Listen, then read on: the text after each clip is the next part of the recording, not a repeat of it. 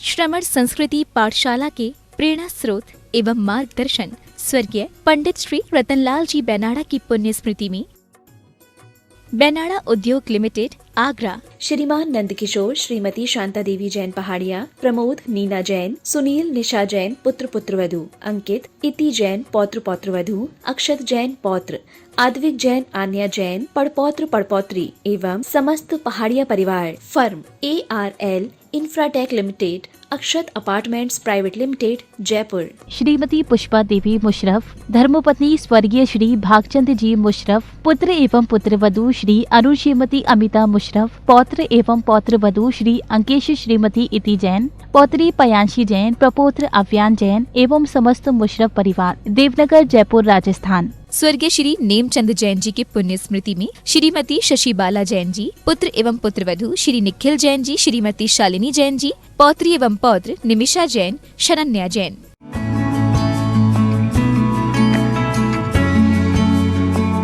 जय जिनेन्द्र नमियूणवढ्यमाणं परमपाणं जिणं तिशुद्धेन वोच्छामिरयणसारं सायारिणयारिधं मीणम्। पंच परमेष्ठी भगवान की जय। द्वादशांग जिनवाणी माता की जय। आचार्य भगवंत श्री कुंद कुंद स्वामी महाराज की जय। आचार्य भगवंत श्री विद्यासागर जी महामुनिराज की जय। परम पूज्य गुरुदेव निर्यापक श्रमण मुनिपुंगव श्री सुधा सागर जी महाराज की जय।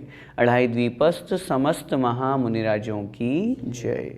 वर्णन चल रहा है आत्म स्वरूप को जानने का। आचार्य भगवान कुंद कुंद स्वामी महाराज कह रहे हैं, आत्म स्वरूप को जाने बिना ज्ञान और चारित्र की प्राप्ति नहीं होती, और न केवल ज्ञान चारित्र बल्कि सम्यक दर्शन भी नहीं होता। तो सबसे पहले हम आत्मा के बारे में जानने की भावना रखें। मेरा स्वरूप क्या है? ज्ञान दर्शन से युक्त मैं हूँ, तो मैं अन्य पदार्थों में क्यों उलझ रहा हूँ? उस आत्मा को जहाँ हम जानेंगे, उस आत्मा की जहाँ पर भावना होगी, तो निश्चित रूप से वहाँ फिर आगे हम सम्यक दर्शन ज्ञान चारित्र के मार्ग पर आगे बढ़ेंगे। क्योंकि मोक्ष प्राप्त करने के लिए रत्नत्रय आवश्यक है, और उस रत्नत्रय को आत्मा से ग्रहण करना, मात्र बाह्य वेश में नहीं। यही बात हमने पिछली गाथाओं में पढ़ी थी कि मात्र बाह्य वेश हो, मात्र मुनिलिंग धारण कर लिया दिगंबर वेश, और आत्मा की भावना नहीं है, ख्याति लाभ प्रसिद्धि की भावना है, कुछ वस्तु की प्राप्ति की भावना है। नियत चुबलधिवीणा सम्मत्तुवलद्धिणत्थिणीयमेण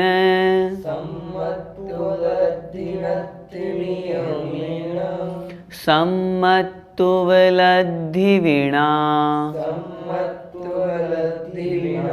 निर्वाणं नत्थिणीयमेण।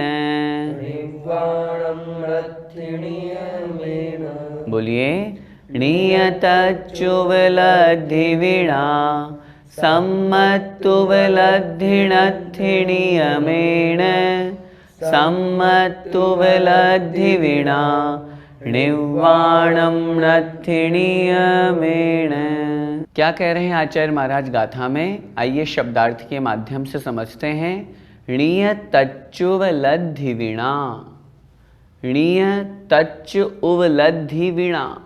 णीय मतलब निज, निज मतलब आत्मा, आत्म तच्च माने तत्व, निज तत्व अर्थात आत्म तत्व, आत्म स्वरूप की उपलब्धि बिना अर्थात उपलब्धि के बिना, प्राप्ति के बिना, उस आत्म तत्व को जाने बिना, उस आत्म तत्व की प्राप्ति के बिना नियमेण, नियम से सम्मत्तुवलद्धिणत्थि, सम्मत्त उपलब्धि सम्यक दर्शन की उपलब्धि, णत्थि मतलब नहीं होती है।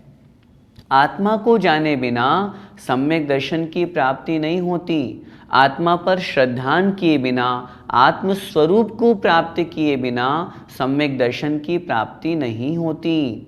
और आगे कह रहे हैं सम्मत्तुवलद्धिवीणा, और सम्यक्त्व की उपलब्धि के बिना अर्थात सम्यक्त्व की प्राप्ति के बिना नियमेण अर्थात नियम से निर्वाणम नत्थि, निर्वाण भी नहीं होता, मोक्ष भी नहीं होता। मोक्ष प्राप्त करने के लिए सम्यक दर्शन आवश्यक है और सम्यक दर्शन प्राप्त करने के लिए आत्म तत्व की उपलब्धि होना आवश्यक है। सोचिए जरा इस बात पर, हम अन्य पर पदार्थों में उलझे हुए हैं, शरीर को ही रचाने पचाने में लगे हुए हैं, आत्मा की हमारी भावना नहीं है, फिर हम सोचें हमें सुख मिल जाए, हमें मोक्ष मिल जाए, कैसे मिलेगा? हमें सम्यक दर्शन की ही उपलब्धि नहीं हो पा रही है। इसलिए आत्मा को जानना जरूरी है। सात तत्व 9 पदार्थों को जानने के साथ साथ जब तक आत्मा और पर पदार्थों में भेद विज्ञान नहीं होगा, मेरा स्वरूप क्या है, जब तक ये हम नहीं जानेंगे तब तक सम्यक दर्शन भी प्राप्त नहीं होगा, और सम्यक दर्शन नहीं तो फिर निर्वाण भी नहीं। इसलिए उस निर्वाण को प्राप्त करने के लिए आत्म तत्व को जानना जरूरी है, आत्मा की उपलब्धि होना परम आवश्यक है। भैया जी, सम्यक्त प्राप्ति के बाद ही तो आत्मा की उपलब्धि होती है, फिर यहाँ पर पूर्व में क्यों कहा? जब हम सम्यक दर्शन की बात करते हैं तो वहाँ 4 बातें हमें समझनी चाहिए। सबसे पहले सच्चे देव शास्त्र गुरु पर सच्चा श्रद्धान होना, ये हमारा पहला कदम। जब ये श्रद्धान हमारा मजबूत हो तब उसी साथ में 7 तत्वों के प्रति श्रद्धान होना, जीव अजीव आश्रव बंध संवर निर्जरा और मोक्ष, इन पर श्रद्धान कैसा? मैं जीव हूँ, मेरे अलावा अन्य जितने भी पदार्थ हैं वे सब अजीव हैं जो मुझसे भिन्न हैं। यदि मैं इनमें राग द्वेष करूँगा या इनके प्रति और कोई दूसरी विभाव भावना करूँगा तो मेरे कर्मों का आश्रव होगा जो मेरी आत्मा के साथ एक में एक बंध को प्राप्त हो जाएंगे। अगर मैं इनसे दूर होऊंगा, व्रत नियम संयम का पालन करूँगा तो मेरे कर्मों का संवर होगा, जो कर्म आकर के मेरी आत्मा के साथ में बंध को प्राप्त हो रहे थे वो रुक जाएंगे, और फिर मैं तपस्या के माध्यम से उन कर्मों का नाश करके निर्जरा करके मोक्ष को प्राप्त करूँगा। ये इस प्रकार ये 7 तत्वों का श्रद्धान हो। इन 7 तत्वों के श्रद्धान के बाद में फिर भेद विज्ञान, शरीर और आत्मा, और न केवल शरीर अन्य पर पदार्थ भी। हमेशा शरीर की ही बात ज़्यादा क्यों की जाती है? क्योंकि हमारी आत्मा के साथ में सीधा संबंध शरीर से है। हमें अभी ये जो दिख रहा है ये शरीर और आत्मा की मिली जुली पर्याय है, एक रूप पर्याय है।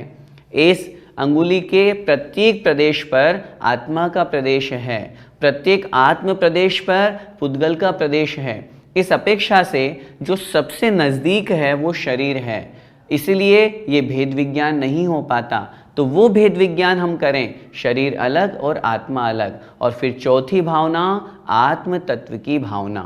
फिर इन सबसे दूर, फिर देवशास्त्र गुरु भी नहीं, फिर 7 तत्व भी नहीं, फिर आश्रव बंध की कोई चर्चा नहीं, फिर शरीर से भी प्रति कोई विकल्प नहीं, सिर्फ अब एकमात्र आत्मा को जानना। और जब हम आत्मा को जानेंगे तभी तो फिर मिथ्यात्व को नाश करके और सम्यक्त्व को प्राप्त करेंगे।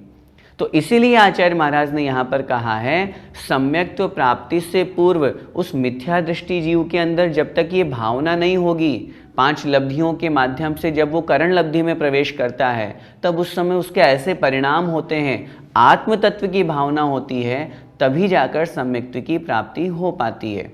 इसलिए सम्यक्त्व प्राप्ति से पूर्व आत्मा को जानना आवश्यक है। भैया जी, निर्वाण की प्राप्ति के लिए क्या आवश्यक है, सम्यक्त्व या चारित्र? देखिए, निर्वाण की प्राप्ति के लिए तो सम्यक्त्व भी आवश्यक है और चारित्र भी आवश्यक है। और सम्यक्त्व के साथ चूंकि सम्यक ज्ञान हो जाता है इसलिए उसको अलग रूप में नहीं कहा जाता, लेकिन वास्तव में सम्यक ज्ञान भी आवश्यक है। सूत्र लिखा है ना, तत्वार सूत्र में पहला ही, सम्यक दर्शन ज्ञान चारित्राणि मोक्ष मार्ग है। तीनों की एकता, सम्यक दर्शन, सम्यक ज्ञान और सम्यक चारित्र, इन तीनों का होना परम आवश्यक है। यदि इन तीनों में एक भी नहीं है तो तीनों नहीं है। कहने का तात्पर्य, वो एक सम्यक दर्शन की अपेक्षा बात कहेंगे हम, अगर सम्यक दर्शन नहीं है तो सम्यक ज्ञान और सम्यक चारित्र भी नहीं है। हाँ, हो सकता है कि सम्यक दर्शन और सम्यक ज्ञान हो लेकिन सम्यक चारित्र ना हो, लेकिन क्या इतने मात्र में निर्वाण हो जाएगा? निर्वाण क्या, निर्वाण मार्ग ही नहीं मिलेगा हमको। इसलिए निर्वाण की प्राप्ति के लिए सबसे पहले सम्यक दर्शन आवश्यक। यहाँ इस गाथा में यही बताया है, सम्यक दर्शन के बिना मोक्ष नहीं होता। तो सम्यक दर्शन परम आवश्यक। सम्यक दर्शन होते ही सम्यक ज्ञान हो जाएगा। अब उसके बाद अगर हम चारित्र को पालन नहीं करेंगे, पांचों पापों का त्याग नहीं करेंगे, तो हो सकता है उत्कृष्ट रूप से अर्ध पुद्गल परावर्तन काल तक संसार में परिभ्रमण करते रहना पड़े। और यदि हमने चारित्र को अंगीकार कर लिया तो हो सकता है उसी भव से मोक्ष हो जाए, नहीं तो सम्यक चारित्र का पालन करते हुए 32 भव में, नियम से 32वें भव में तो मोक्ष हो ही जाएगा। तो इसलिए हमारा जो महत्व है ये रत्नत्रय का ही है, उसी के माध्यम से मोक्ष की प्राप्ति होती है और उसी का हमें प्रयास करना चाहिए। अब आगे अगली गाथा में आचार्य महाराज कह रहे हैं कि जीव की शोभा, जैसे शरीर की शोभा जीव से युक्त होने पर ही होती है, ऐसे ही ज्ञान से रहित होने पर तप की शोभा नहीं होती। आइए देखते हैं अगली गाथा। साल विहीणो राओ, दान दया धम्म रहित गिहि सोहा,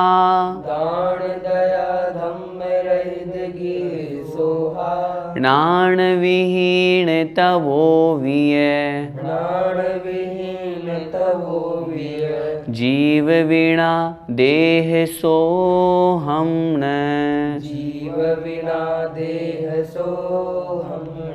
बोलिए साल विहीणो राओ, दान दया धम्म रहित गिहि सोहा, नाण विहीण तवो विय, जीव वीणा देह सोहम न।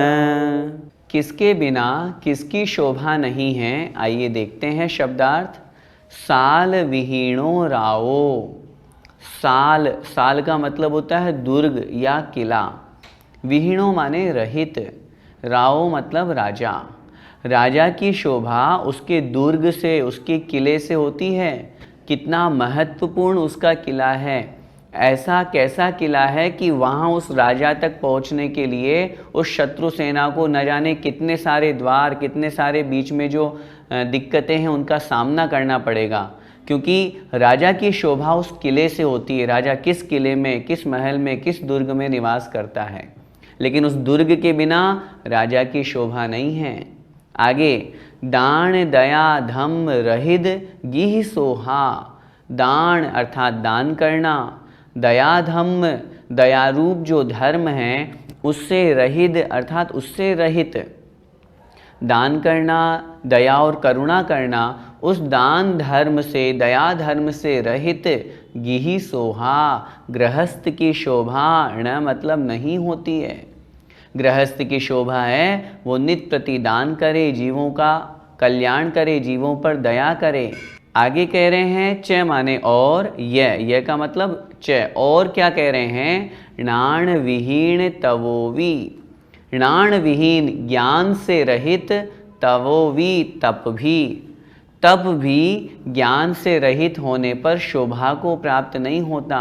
ज्ञान से युक्त, जान करके, समझ करके, आत्मज्ञान से युक्त होने पर तप किया जाएगा, तभी वह शोभा को प्राप्त होगा। और अंत में कह रहे हैं जीव बिना देह सोहम न, जीव के बिना देह माने शरीर की कोई शोभा नहीं, शरीर की कोई सुंदरता नहीं है। शरीर कब तक कार्यकारी है, कब तक अच्छा लग रहा है, जब इस शरीर के अंदर जीव है। जैसे ही मृत्यु हो जाती है तो क्या होता है, शरीर को कोई नहीं देख पाता, कोई नहीं देखता, कोई नहीं सूंघता, कोई उससे प्रीति नहीं करता है।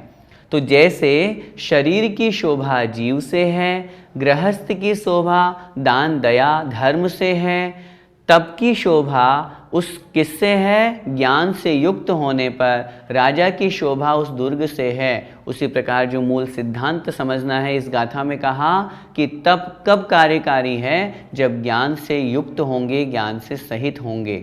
इसलिए मुनिवेश धारण करके तप करने का जो मूल उद्देश्य है उसके साथ में सम्यक ज्ञान होना चाहिए, आत्मज्ञान होना चाहिए, आत्म तत्व की भावना होनी चाहिए, ताकि उस तप को हम अपने जीवन में अंगीकार करके और कर्मों का नाश कर सकें। भैया जी, यहाँ पे ज्ञान का तात्पर्य शास्त्रों का ज्ञान है या सम्यक ज्ञान है? यहाँ पर ज्ञान से तात्पर्य है सम्यक ज्ञान, और उस सम्यक ज्ञान के माध्यम से आत्मज्ञान, आत्मा की भावना, आत्मा का दर्शन, आत्मा पर श्रद्धा। क्योंकि मात्र शास्त्रों के ज्ञान से तप करने वाले भी, अगर मात्र शास्त्रों का ज्ञान है, 11 अंग और 9 पूर्व तक का ज्ञान भी अगर किन्हीं को है, तप भी तप रहे हैं, लेकिन सम्यक दर्शन से रहित है, आत्म भावना से रहित है, तो वे मिथ्या दृष्टि कहलाते हैं। इसलिए पंडित दौलत राम जी ने लिखा ना, कोटि जन्म तप तपे ज्ञान बिन कर्म झरे जे, ज्ञानी के छिन माहि त्रिगुप्ति ते सहज टरे ते। तो ज्ञानी के, कौन से ज्ञानी के? सम्यक ज्ञानी के, जो सम्यक दर्शन से युक्त सम्यक ज्ञानी हैं। लेकिन वो सम्यक ज्ञानी भी कौन सा? गृहस्थ वाला सम्यक ज्ञानी नहीं। आगे क्या लिखा? त्रिगुप्ति ते, 3 गुप्तियों से, मन वचन काय, इन तीनों योगों को वश में करना गुप्ति कहलाती है। उस गुप्ति से कर्मों का नाश होता है। इसलिए यहाँ ज्ञान से तात्पर्य सम्यक ज्ञान और आत्मज्ञान ग्रहण करना चाहिए। तो आज की कक्षा में हमने क्या समझा? सबसे पहले तो सम्यक दर्शन की प्राप्ति के लिए आत्म तत्व की भावना जरूरी है। आत्मा का जानना, आत्मा का स्वरूप जानना परम आवश्यक है। और फिर उसके बाद में दूसरी गाथा में हमने पढ़ा, यदि कोई तप करता है तो तप की शोभा ज्ञान से ही है। बिना जाने यदि हम मात्र प्रतिष्ठा के लिए, सम्मान के लिए, लोग मुझे जाने इसके लिए तप करेंगे, तो फिर वो तप कहाँ सार्थक होगा? तप करने का उद्देश्य है कर्म क्षयार्थम तप्यते इति तपः, कर्मों का नाश करने के लिए। अज्ञानी व्यक्ति जो तप तपता है वो अपनी इष्ट सिद्धि के लिए करता है। मुझे परलोक में ये पद मिल जाए, मुझे ये संपत्ति मिल जाए, मुझे ये वैभव मिल जाए, मुझे ये विद्या सिद्ध हो जाए, ये अज्ञानी का तप है। जब हम ज्ञान पूर्वक, सम्यक ज्ञान पूर्वक समझ करके तप करेंगे, वही हमारे लिए सार्थक है।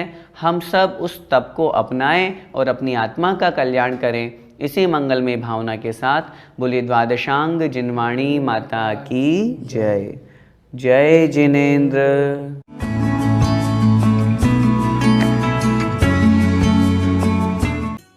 इस कार्यक्रम के पुण्यार्चक थे श्रमण संस्कृति पाठशाला के प्रेरणा स्रोत एवं मार्गदर्शन स्वर्गीय पंडित श्री रतनलाल जी बेनाड़ा की पुण्य स्मृति में बेनाड़ा उद्योग लिमिटेड आगरा, श्रीमान नंदकिशोर, श्रीमती शांता देवी जैन पहाड़िया, प्रमोद नीना जैन, सुनील निशा जैन पुत्र पुत्रवधू, अंकित इति जैन पौत्र पौत्रवधू, अक्षत जैन पौत्र, आद्विक जैन आन्या जैन पड़पौत्र पड़पौत्री एवं समस्त पहाड़िया परिवार, firm ARL Infratech limited, Akshat apartments private limited, Jaipur. Shrimati Pushpa Devi Musharraf, धर्मपत्नी स्वर्गीय श्री भागचंद जी मुशर्रफ, पुत्र एवं पुत्रवधू श्री अरुण श्रीमती अमिता मुशर्रफ, पौत्र एवं पौत्रवधू श्री अंकेश श्रीमती इति जैन, पौत्री पयांशी जैन, प्रपौत्र अव्यान जैन एवं समस्त मुशर्रफ परिवार, देवनगर जयपुर राजस्थान। स्वर्गीय श्री नेमचंद जैन जी के पुण्य स्मृति में श्रीमती शशिबाला जैन जी, पुत्र एवं पुत्रवधू श्री निखिल जैन जी, श्रीमती शालिनी जैन जी, पौत्री एवं पौत्र निमिषा जैन, शरण्या जैन।